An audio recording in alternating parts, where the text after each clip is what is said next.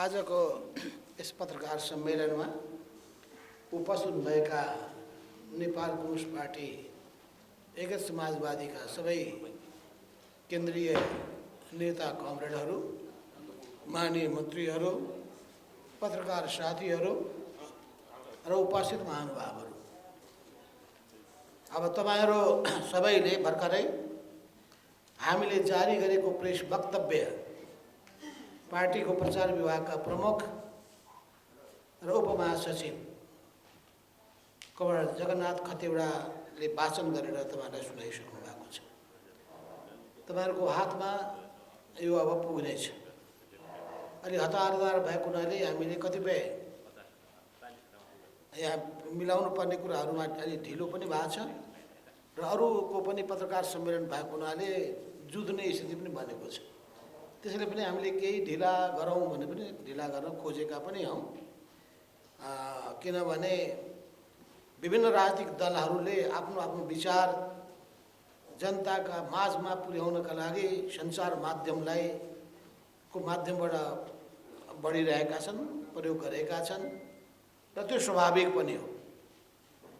र आज अलि समय अलि जुझ्न गएको हामीलाई जानकारी भएन सुरुमा। यसका बावजुद पनि तपाईहरुको यहाँ उपस्थिति को निम्ति तपाईहरुलाई म हार्दिक स्वागत गर्न चाहन्छु।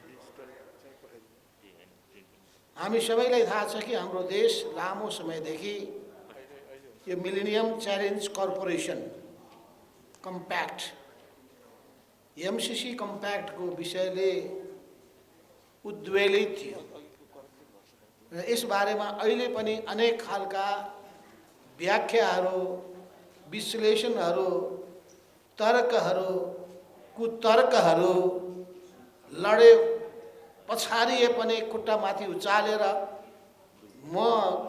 मेरो खुट्टा त माथि नै छ भनेर देखाएर पराजित भएर हताश भए पनि छैन हताश भन्दै नक्कली आफ्नो पोस्चर देखाउने कोसिस पनि भइरहेछ। अहिले सम्भवतः त्यो पोस्चरको प्रदर्शन जारी नै छ होला। मैले भर्खरै यो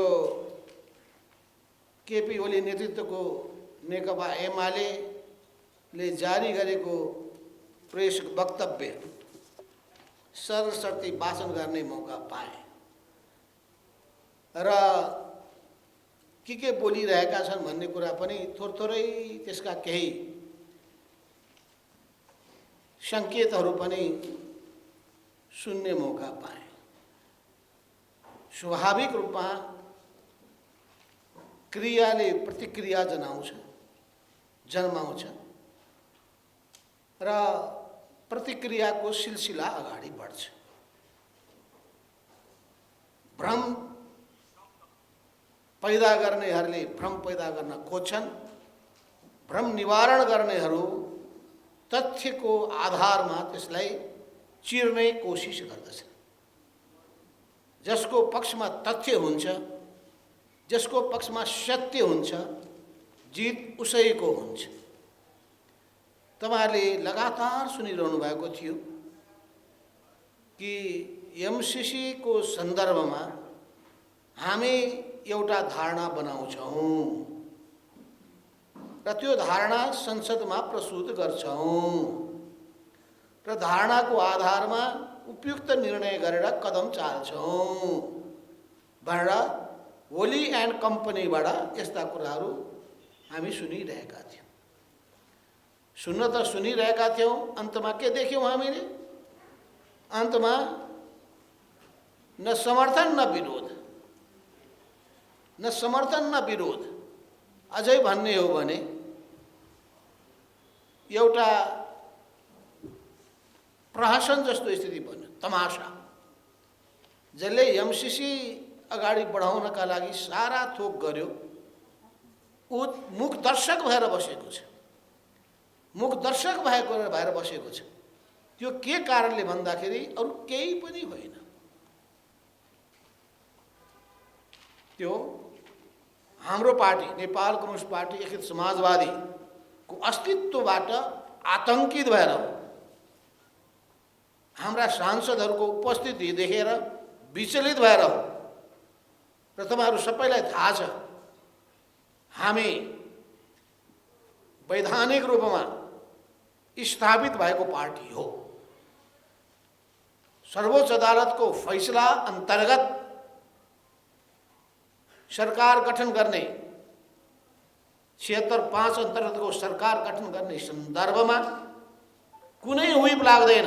फरक विचार व्यक्त गरेको वा फरक मतदान गरेको कारणले गर्दा हुइप लाग्दैन भने सर्वोच्च अदालतको फैसला, त्यो फैसला अन्तर्गत हामीलाई कुनै पनि हुइप, कुनै पनि अनुशासनको कारबाही लाग्ने अवस्था थिएन। यो हामीले बनाएको संविधान, हामीले बनाएको संविधानमा राखिएको प्रावधान हो।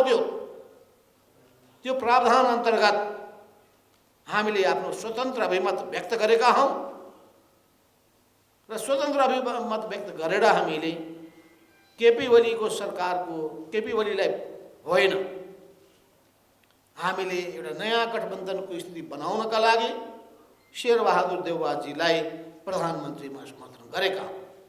त्यसबापत कुनै कारबाही कसैले गर्न सक्दैन, कसैको कुनै हुइप लाग्दैन, एकदम क्लियर छ कुरा। तैपनि कसैलाई लागेको छ भने अदालतमा गएको, अदालतमा गएका पनि हुन्। अदालतमा गएका हुन् भने अनि संसदमा त्यो कुरा उठाउन पाइन्छ? संसदको नियमावलीले के भन्छ? अदालतमा विचाराधीन विषय संसदमा उठाउन पाइँदैन। भनेपछि जम्मै नियम कानुन, पार्टी, देशको संविधानको उल्लङ्घन गर्ने काम केपी ओली एन्ड कम्पनीबाट हुँदै आएको छ। उहाँलाई संविधानप्रति कुनै निष्ठा र आस्था छैन, लोकतन्त्रप्रति कुनै समर्पण भाव छैन, देशको राजनीतिक स्थायित्वप्रति कुनै चिन्ता छैन, जनताले निर्वाचित गरेको प्रतिसभाको मर्यादाको रक्षा गर्नु छैन, देश विकासको बाटोमा अगाडि बढोस् त्यसको निम्ति सहज ढङ्गले सरकारहरू सञ्चालन हुन् भन्ने कुरामा कुनै चिन्ता छैन। मात्र एउटा रटान, मलाई प्रधानमन्त्रीबाट हटाए, रात दिन त्यही गीत छ। हटाउँछ नि त, मलाई पनि उहाँले हटाएकै हो, जनाल खनाललाई पनि उनले हटाएकै हुन्, शेरबहादुरजीलाई अर्कोले हटाएकै हो। यो त भइरहन्छ, पार्टीभित्र पनि हुन्छ, संसदमा पनि हुन्छ, विभिन्न संस्थामा पनि हुन्छ। त्यसलाई कुन ढङ्गले ह्यान्डल गर्ने मान्छेको खुबैमाथि भर पर्छ। त्यसलाई कसरी लिने, त्यसलाई कसरी सहज बनाउने, त्यस्तो अवस्था उत्पन्न नहोस् भन्ने बारेमा उपायहरूको खोजी गर्ने, यो त बडो गम्भीरताका साथ चिन्तन मनन गरेर हामीले एउटा स्थिति बसाल्ने कुरामा जोड दिनुपर्दछ। सिस्टम बसाल्ने हामीले हो, अरूले होइन। त त्यो सबै स्थिति किन भयो, कसको कारणले भयो? यो भुँदा खाँदाको 2/3 बहुमत कसको कारणले विखण्डित भयो? त्यो अरू कसैको कारणले होइन, केपी ओलीको कारणले, उहाँमा भएको दम्भको कारणले, उहाँमा भएको अहङ्कारको कारणले, उहाँमा भएको व्यक्तिवादको कारणले, उहाँमा आफू संविधानभन्दा माथि, पार्टीभन्दा माथि, देशभन्दा माथि छु र मलाई कसैले छुन सक्दैन, मलाई कसैले प्रश्न गर्न पाउँदैन भन्ने अधिनायकवादी प्रवृत्ति बोकेको कारणले गर्दा पैदा भएको। यसको सम्पूर्ण दोषी कोही छ भने केपी ओलीजी। केपी ओलीको व्यक्तिवाद, अहङ्कारवाद, उहाँमा रहेको अधिनायकवादी चिन्तन सोच, उहाँले त सिङ्गै देशको लोकतन्त्रलाई समाप्त पार्ने उद्देश्य राख्नु भएको थियो। एकलौटी शासन सत्ता सञ्चालन गर्ने, आफूमाथि कसैले औँलो ठड्यायो भने समाप्त पार्दिने, नयाँ हिटलरको एउटा अवतारको रूपमा आफूलाई उभ्याउने उहाँले सोच्नु भएको थियो। र मेरो कसैले सामना गर्न सक्दैन भन्ने अहङ्कार व्याप्त थियो। अहिले पनि पछिल्लो कालमा पनि एमसीसी आफैले अघि बढाउने अनि एमसीसीको बारेमा मेरो पुरा समर्थन छ भन्ने, अनि शर्त के राख्ने भन्दाखेरि सभामुखलाई निकाल, माधव नेपाल सहित 14 जनालाई निकाल, त्यो पार्टीको दर्ता खारेज गरिदेऊ, त्यसपछि उनीमाथि मुद्दा लगाऊ, 5 दलीय गठबन्धन तोड, हामीलाई मुख्यमन्त्रीहरू केही देऊ, हामीले भनेको मान्छेलाई मन्त्री बनाइदेऊ। यही शर्त। देशको समस्याको बारेमा चिन्ता हो भने, यहाँ लेखेको यहाँ उहाँले जारी गरेकोलाई हेर्ने हो भने यो त बेग्लै कुरा हो। दुई देशबीचको सम्बन्धको कुरा हो।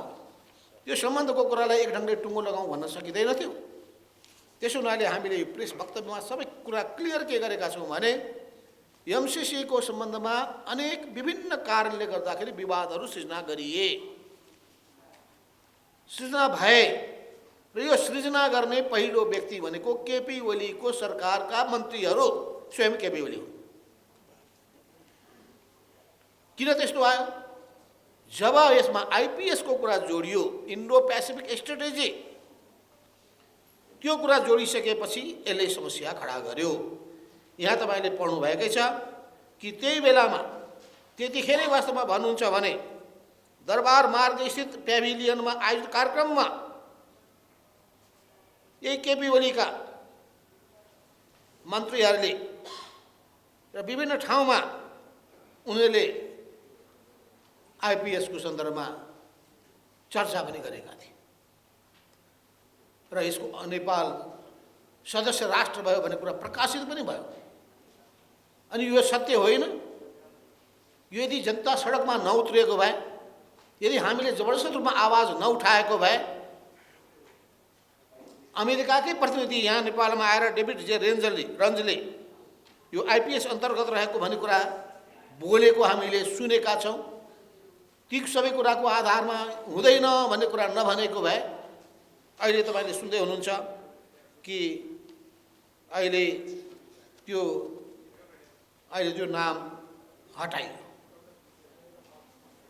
त्यसलाई अमेरिकाले एमसीसी को सूचीबाट हटाएको कुराहरू हामीले सुन्यौँ। नेपाली जनता अलि ढुक्क भए। कुरो त के हो भन्दाखेरि हामी स्वतन्त्र र असङ्ग राजनीतिमा अगाडि बढ्न चाहन्छौँ। हामी सबै सबैसँग मित्रतापूर्ण सम्बन्ध राख्न चाहन्छौँ। सबैको सँग हामी सहयोगको सम्बन्ध राख्न चाहन्छौँ। त्यसमा कुनै दुई मत छैन। अहिले त कुरो के भएको हो भन्दाखेरि जनतामा एक ढङ्गको आशंका खडा भयो र आशंका सृजना गर्ने काम स्वयं केपी ओलीले गरे। त्यो आशंकालाई निमिट्यान पार्नका लागि चल्नुपर्ने कामै गरेनन्। धारे हात लगाए, जनतालाई दोष दिए, पार्टीभित्रका नेता कार्यकर्तामाथि लाञ्छना लगाए। मैले मेरो कामको ढङ्ग पुगेन, मेरो बुद्धि पुगेन भनेर आत्मालोचना कहीँ गरेनन्। त्यस हुनाले यी सबैले समस्या खडा गरेको र उनका वक्तव्य हेर्नुहोस् त, यस्ता मर्यादाहीन शब्दहरू छन्।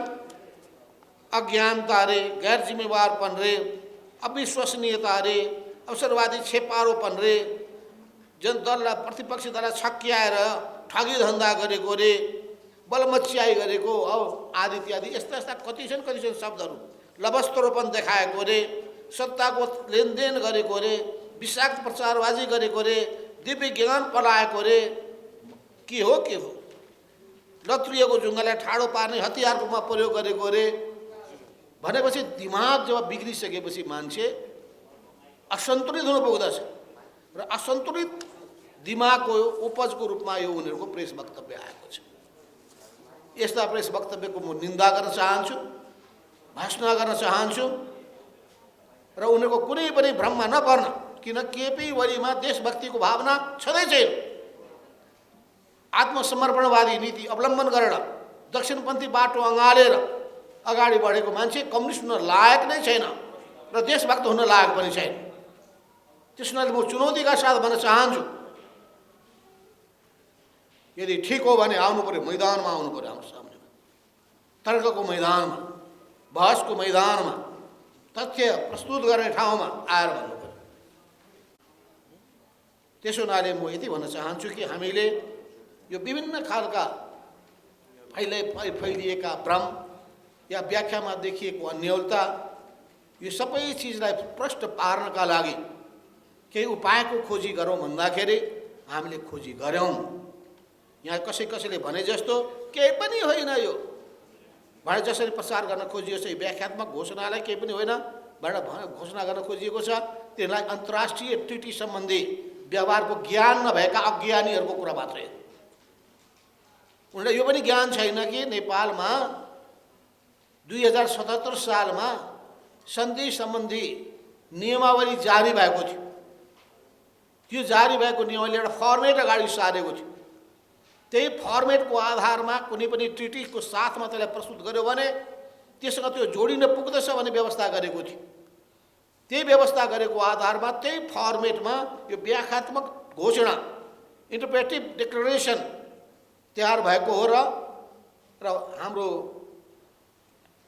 यो गठबन्धनको सरकारका प्रधानमन्त्रीले क्याबिनेटको बैठक बसाएर त्यसलाई एक्सेप्ट गरेर नेपाल सरकारले बजाप्ता स्वीकार गरेर प्रतिबद्धता व्यक्त गरेर संसदमा प्रस्तुत गरेको र संसदको सिङ्गो संसदले सम्भवतः 2-4वटा मत बाहेक केपी ओलीकाले पनि एउटाले पनि विरोध एक शब्द पनि गरेनन्। त्यहाँ अन्तिम बेलामा एकजनाले गरेका होला, अन्तमा के भयो थाहा छैन, 1-2 कोही होला, होइन भने त्यो अत्यधिक 2/3-4/4 संसदले अनुमोदन गरिसकेपछि र त्यसको बारेमा अमेरिकाले पनि पोजिटिभ रेस्पोन्स, स्वयं हाम्रो छिमेकी देश चीनले पनि पोजिटिभ रेस्पोन्स गरिसकेपछि यसको केही पनि अर्थ छैन भन्ने, यत्रो जनताको बिचमा फैलिरहेको छ भ्रम भने त्यसलाई चिर्नुपर्ने आवश्यकता पर्दैन। त्यसै नै यहाँ सबै विषय 12वटा विषयमा ती जम्मै भ्रमहरू चिर्ने कोसिस भएको छ। व्याख्यालाई प्रष्ट पार्न खोजिएको छ। संविधान, नेपालको संविधानभन्दा माथि कुनै कुरा हुनु सक्दैन भन्ने कुरा भनिएको छ। किनभने यहाँ व्याख्या के भयो भने समाजवादलाई छोड्नु पर्ने हो कि अरूको आर्थिक नीतिको पछाडि कुद्नु पर्ने हो कि भन्ने पनि भ्रमहरू भएको हुनाले नेपालको संविधानको सर्वोच्चतालाई स्वीकार गर्दै समाजवाद उन्मुख अर्थतन्त्र निर्माण गर्ने बाटोमा अगाडि बढ्ने नेपालको संविधानको प्रतिबद्धता हो। त्यसो हुनाले हाम्रो वैचारिक धारणालाई हामीले परित्याग गरेको होइन, हामीले परित्याग गरेको होइन, एकदम कुरा क्लियर हुनु पर्यो। हाम्रो सैद्धान्तिक मान्यताहरू, हाम्रा नीतिगत विचारहरूमा हामी दृढताका साथ उभिरहेका छौँ भन्ने कुराले पनि यहाँले प्रश्न पारेको छ।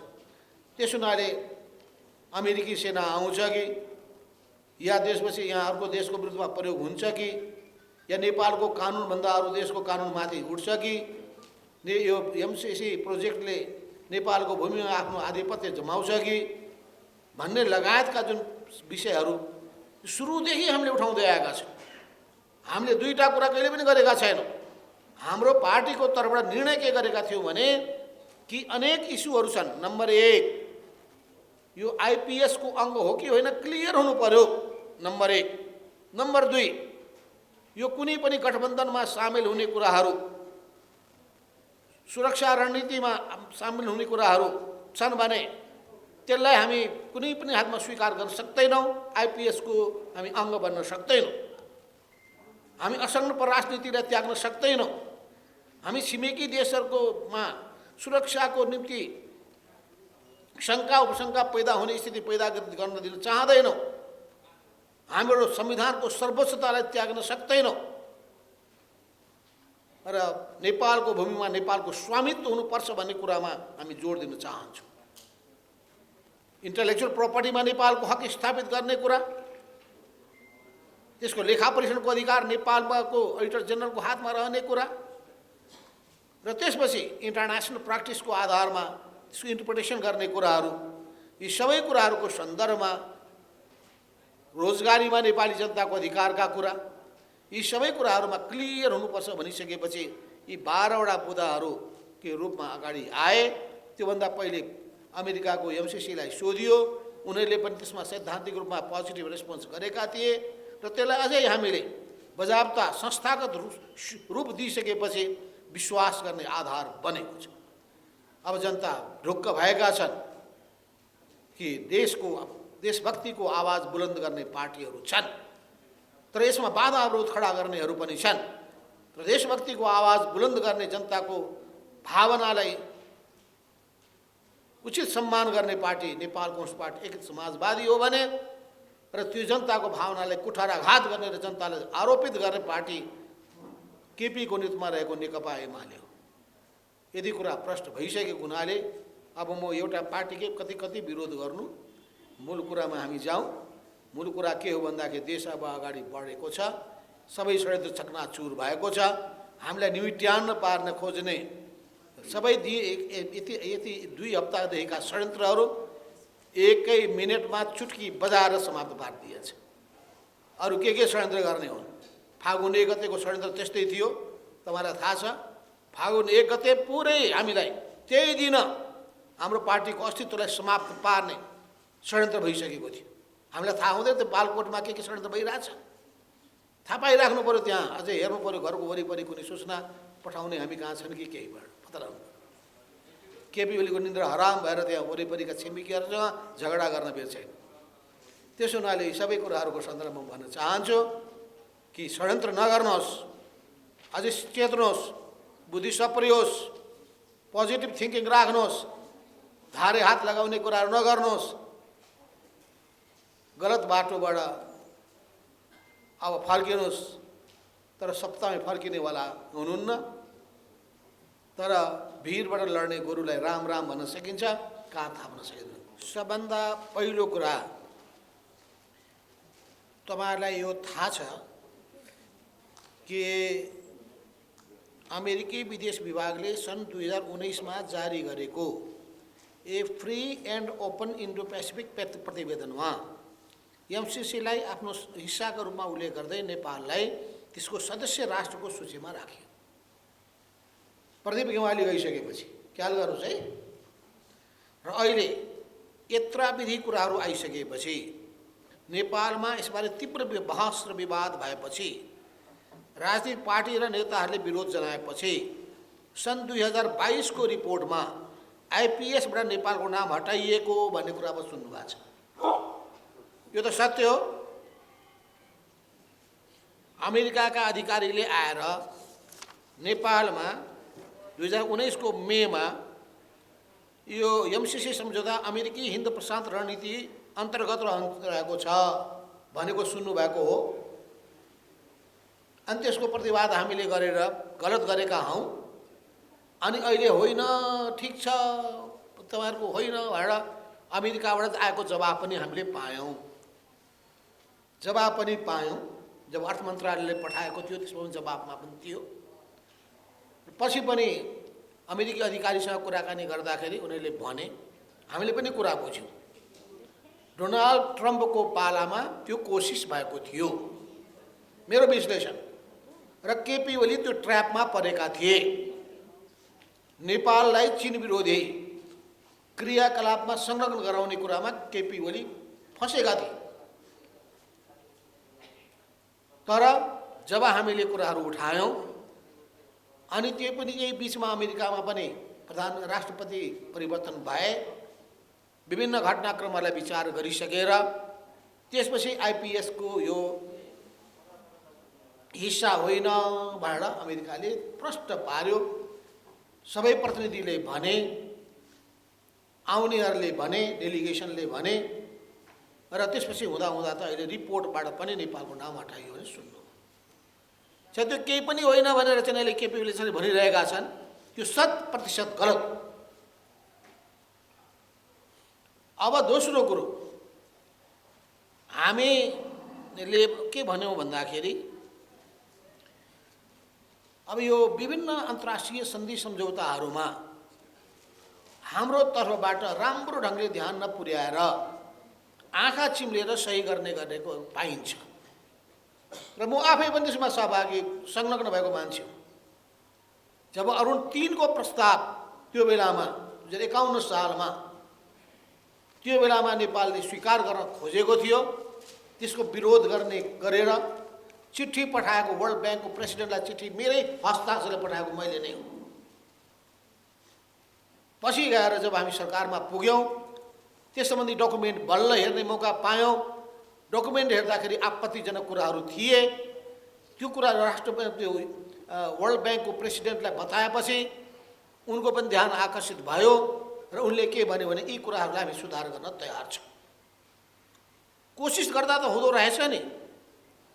त्यसो हुनाले म त ब्युरोक्रेसीलाई पनि भन्न चाहन्छु, मन्त्रीहरूलाई भन्न चाहन्छु, प्रधानमन्त्रीलाई भन्न चाहन्छु कि यो इन्टरनेसनल नेगोसिएसन गर्ने ठाउँमा देशभक्तिको भावना भएका, देशप्रति जिम्मेवार भएका, गहिरो ज्ञान भएका, अनुभव भएका मान्छेलाई मात्रै खटाउने,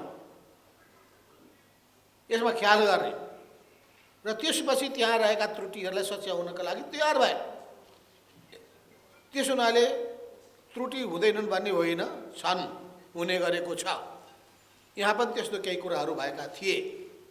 अहिले पनि त्यसपछि यो पनि ऊ पनि अर्थ लाग्न सक्ने कुराहरू हुने भएको हुनाले फेरि के हुँदो रहेछ यो ट्रिटीमा, एउटाले भन्दै थिए कि कुरा मिलाउँदासम्म सबै ठिक हुँदो रहेछ, दुईटाको बिचको अलि असमझदारी बढिसकेपछि त्यो कमा र फुल स्टपको पनि अर्थको अनर्थ हुँदो रहेछ।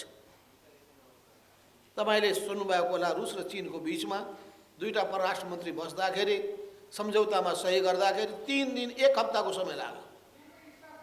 कमा फुल स्टप, प्याराग्राफ चेन्ज र प्याराग्राफ कन्टिन्युएसन, त्यस्तो हुन्छ यो। त्यस हुनाले विचार पुर्याएर गर्नुपर्छ। त्यसैले यहाँ हामीले न्यू खोजेको अनावश्यक रूपमा कुरा उठाएको होइन। फेरि हामीले कहिले चुकेका छैनौँ। हामीले के भनेका छौँ भन्दाखेरि यथास्थितिमा हाम्रो पार्टीको आधिकारिक निर्णय, यथास्थितिमा एमसिसीलाई हामी अनुमोदन गर्न सक्दैनौँ, यथास्थितिमा। र एमसिसीलाई चाहिँ हामीले गरेर 10 किसिमका नारा लगाएनौँ कहिले पनि। हाम्रो पार्टीले सडकमा जाने निर्णय गरेको छैन। तर खास ठाउँमा हामीले कुराहरू उठाएका हौँ। उठाइसकेपछि यथास्थितिमा पास गर्न खोज्ने एउटा पक्ष केपी ओली, यथास्थितिमा पास गर्न खोज्ने र नेपाली कङ्ग्रेस पनि। तर केपी ओलीका शर्तहरू कस्ता थिए भन्दाखेरि त्यो नितान्त बदलाको भावनाबाट प्रेरित शर्त भएको हुनाले नेपाली कङ्ग्रेसका नेतालाई त्यो सुपाच्य भएन र सम्भवतः हामीहरूसितको एउटा अन्तर सम्बन्धले गर्दाखेरि पनि हामीले नै सिद्ध्याउन खोज्ने केपीको कुत्सित मनसा बुझिसकेपछि सभामुखलाई नै सिद्ध्याउन खोज्ने र हामीलाई सिद्ध्याउन खोज्ने, हाम्रो पार्टीको अस्तित्वलाई मिट्याउन पार्न खोज्ने त्यो नियत देखिसकेपछि नेपाली कङ्ग्रेस अप्ठ्यारोमा परेको र ऊ दुवैतिर थियो। यदि यताबाट हुन सकेन भने केपीसँग सहमति गर्छौँ भन्ने कुरामा लगभग पुगिसकेको पनि थियो। तर रोक्ने काम गरिएकै हो। तर रोक्ने काममा मैले भूमिका खेलेको पनि। त्यसको निम्ति उपाय खोज्दै खोज्दै जाँदाखेरि इन्टरनेसनल प्र्याक्टिस के छ भने पनि हेरियो। विभिन्न देशहरूको बिचको सम्झौतामा कस्तो हुने गर्दछ, सही गरिसकेपछि पनि अर्को सप्लिमेन्ट्री कुनै डकुमेन्टहरू पास गर्न सकिन्छ सकिँदैन, त्यस्तो भएको छ कि छैन भनेर धेरै हेरियो। कुनै ठाउँमा चाहिँ फिजीको सन्दर्भ छ, कुनै ठाउँमा पेनामाको सन्दर्भ छ, कुनै देशमा अनेक देशहरूले यस्तो चाहिँ डकुमेन्टहरू पास गरेका छन् जसलाई इन्टरप्रेटिभ डिक्लेरेसन भनिन्छ। त्यसलाई जेनेभा कन्भेन्सनले स्वीकार गरेको छ। त्यस्तो अवस्थामा अनेकौँ किसिमका अन्यलहरू, विवादहरू, दुविधाहरू जसलाई हटाउनका लागि नै कोसिस गरिन्छ। यिनी कोसिस गर्ने काम त ठिकै भयो नि,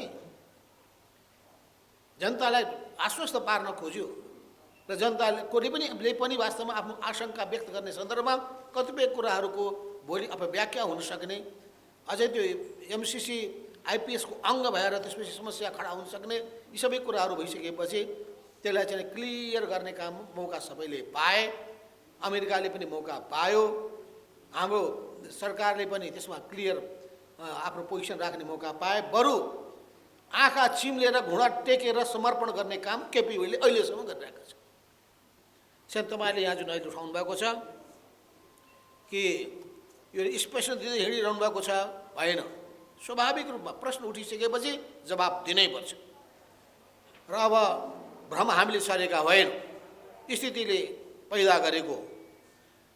तपाईँहरूले अर्को भन्नुहुन्छ सभामुखको राजीनामा। सभामुखको पक्षमा हामी दृढताका साथ उभिन्छौँ। सभामुखले राजीनामा दिने, कुरुक्क समर्पण गर्ने, घुँडा टेक्ने केपी ओलीका सामु नचिताए हुन्छ। हामी उहाँको पक्षमा दृढताका साथ उभिन्छौँ। जुन सभामुखले संसदको गरिमाको रक्षा गरिदिनुभएको छ, जसले सांसदहरूको अधिकारको रक्षा गर्नुभएको छ, उसमाथि त्यो धारे हात लगाउने, आरोप लगाउने, त्यस्तो दुश्चेष्टा गर्ने, अपमानपूर्ण व्यवहार गर्ने, सभामुखको गरिमाको रक्षा नगर्ने, त्यसो यो केपी ओलीको यो प्रवृत्ति अत्यन्तै असभ्य, अनसिभिलाइज्ड र गलत छ। अब चीनको चासो स्वाभाविक रूपमा नेपालको भूमिबाट चीनको विरुद्धमा कुनै गतिविधि हुन्छ कि भने चीनलाई चासो हुनु, नेपालको भूमिबाट भारत विरोधी गतिविधि हुन्छ भने चासो हुनु, त्यसलाई हामी अन्यथा ठान्दैनौँ। अब हामी कुनै पनि देशलाई के भन्न चाहन्छौँ भने हामी असंलग्न परराष्ट्र अवलम्बन गर्दै जाने, अगाडि बढ्ने देश हो। त्यसैले हाम्रो भूमि लगभग यो शान्ति भूमि नै हो, यो अशान्ति भूमि बन्न चाहँदैन र कुनै किसिमको गठबन्धनमा सामेल हुँदैन। हामी एउटा रुख भए हुन्छ, हामी त्यस्ता किसिमका गलत कुराहरू हाम्रो भूमिको माध्यमबाट हुन दिनेवाला छैन। त्यस हुनाले चाहिँ नि अब अरूले राखेको चासोको कुरा एउटा पाटो छ, तर हामी यो ठुल्ठुला शक्तिको राष्ट्रको बिचमा नेपालको लागि लिकन धेरै विवाद नहोस् भन्ने चाहन्छौँ र नेपालको हितको पक्षमा सबैले बोल्नुहुन्छ भने बोल्ने जतिलाई धन्यवाद पनि दिन्छौँ। नेपालको हितमा बोल्नु पर्यो, नेपाली जनताको हितमा पक्षमा बोल्नु पर्यो। अब हामीले अर्को तपाईँले उठाउनु भएको छ, हाम्रो सम्मानित नेता देखिनु भएन, कुनै कामको व्यस्तताले गर्दा आउनु भएन होला, होइन भने खबर त हामीले गरिएको हुनुपर्दछ। अब 12 बुधे घोषणाको सन्दर्भमा तपाईँहरूले भन्नुभएको छ, यो मान्यता पाउँछै भन्नु, मैले त्यसको व्याख्या बताइसकेको छु कि यस्तो हुने गरेको छ। इन्टरनेसनल रिकग्निसन त्यसले पाउँछ। अहिले रेस्पोन्स गरेकोबाट पनि तपाईँ बुझ्न सक्नुहुन्छ यसको केही अर्थ छ। संसदले पास गरेको छ, एमसिसीको त्यो डकुमेन्ट सँगसँगै त्यो अर्को पनि एकैचोटि टेबल गरिएको छ। यो त सबैलाई थाहा छ नि, एकैचोटि साथमा टेबल गरिएको छ। क्याबिनेटले त्यसलाई पास गरेको छ। नेपालको कमिटमेन्ट भएन। एमसिसी अनुमोदन नगरेसम्म नेपालले माने कि ठहरिँदैन, तब न संसदबाट चाहियो भनेको। त नेपालको संसदबाट त्यो मात्रै डकुमेन्ट, अर्को डकुमेन्ट पनि भएको छ र त्यो डकुमेन्टको बारेमा तपाईँले सुन्नुभएको छ कि अमेरिकी दूतावासले पनि र यहाँसम्म कि अमेरिकामा रहेको संस्थाले पनि ओके गरेको छ। भोलि गएर मानिलिउँ डकुमेन्टमा कुनै विवाद भयो भने, स्वीकार्य भएन भने, इन्टरनेसनल प्र्याक्टिस के छ भने त्यो निष्क्रिय हुन पुग्छ एमसिसी, स्वाभाविक रूप। अब हामीले गठबन्धन छोड्न तयार छौँ आदि इत्यादि कहीँ भनेका छैन, मैले त बोलेकै छैन है। त्यस्तो दोहोरो कुराहरू भोलि के जटिलता आउँछ भने बुझ्दै नबुझिकन नेताहरूले बोल्ने पनि होइन, त्यसरी बोलिँदैन, सोचेरै बोलिएको छ। इफ एन्ड बट राखेरै बोलिएको छ। जहिले पनि इफ एन्ड बट राखेर बोलियो भने मुख देखाउन लायक होइन्छ, इफ एन्ड बट नराखेर बोलियो भने अनि अप्ठ्यारोमा परिन्छ, तपाईँहरूको प्रश्नको भुँगुरोमा फसिन्छ। अब यति भन्दै महाकाली सन्धिको सन्दर्भमा भन्नुभयो, त्यो महाकाली सन्धिसँग यो जोड्ने कुरा होइन। यो महाकाली सन्धि भनेको महाकाली नदीसँग जोडिएको कुरा हो, त्यो रिसोर्सेसको बाँडफाँडको कुरा हो, नदीको उपयोगको कुरा हो। यो त अनुदान हो। हामीले बरु प्रश्न भनेका छौँ कि अनुदान हो, यो चाहिँ नि कुनै लगानी होइन। त्यसैले यो सङ्कल्प प्रस्ताव र यो व्याख्यात्मक घोषणा एउटै होइन। यो त इन्टरनेसनल मैले भनिहालेँ कि चाहिँ सन्धि ऐनसँग जोडिएको कुरा हो, सङ्कल्प प्रस्ताव सन्धि ऐनसँग जोडिएको कुरा हुँदैन। अब महाकाली सन्धिको बारेमा बहस गर्नुपर्छ, म बेग्लै बहस गर्छु। आकाश खसिया छैन, पाताल धासिया छैन, म आफै हो संलग्न त्यसमा।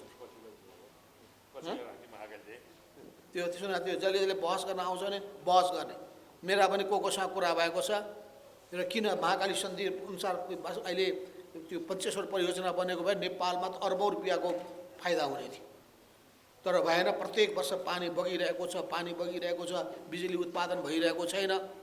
त्यो त नेपाललाई पनि नोक्सान भएको छ। भनेपछि स्वाभाविक रूपमा चाहिँ हामी कुनै पनि साधन स्रोतको अधिकतम उपयोग नेपाली जनता र देशको निम्ति गर्न चाहन्छौँ। चाहिँ यो दुईटैलाई जोड्ने मिल्दैन।